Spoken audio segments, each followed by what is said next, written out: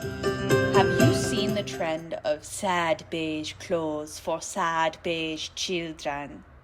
Because I don't know about you, but I certainly don't remember wearing taupe as a toddler. As spring has officially sprung and Easter is right around the bend, I thought it was the perfect time to talk about baby bonnets and the way fewer people knitting is impacting not only clothing, but what we keep. Children in days gone by would often be dressed in lots of colorful knits made by friends, grandmas, everyone.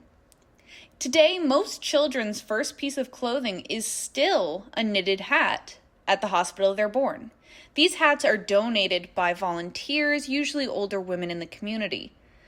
My mom still has mine, somewhere.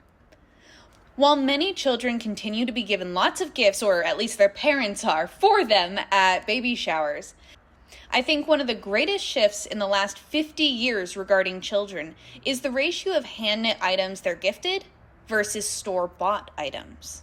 I was very lucky as a little one to have a mom who was also a knitter. I definitely got cute hats and cuddly hand-knit jumpers and a bunny that I am incredibly fond of, but literally does not have a name. And we've kept all of them to be used by my or my sister's future children. But the sense of heritage, especially with something like a bonnet that is so small and signifies how young this child really is, seems to be a moment of love preserved in time. These two sweaters were knit by my great-grandmother Marion. They were knit for my mom when she was a toddler. We've kept them, even though my sister and I did not wear them, as a sense of heritage and sort of family heirlooms. Hello, I am interjecting. Yes, it is deeply sunny, so I am huddling like a vampire in my LA apartment.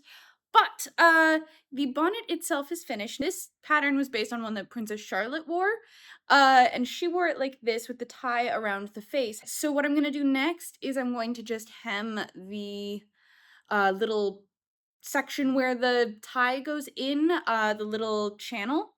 And I've got to sew in all my ends, and then I need to make a very, very thin tie to go in the channel so that it can actually be fastened, because obviously we don't give babies buttons anymore or little things that they can pull off and put in their mouth and choke on because safety hazards.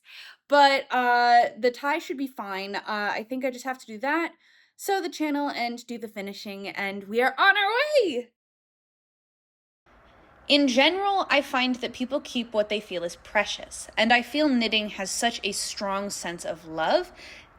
Of all the vintage knits to gift a baby, especially for people who aren't necessarily into vintage themselves, I think baby bonnets are fun, practical, and in every way very special, especially considering they're much harder for the baby to pull off their head than a hat. As bonnets are less popular commercially, and unless you or someone you know is a knitter, you are much, much less likely to have one for your baby.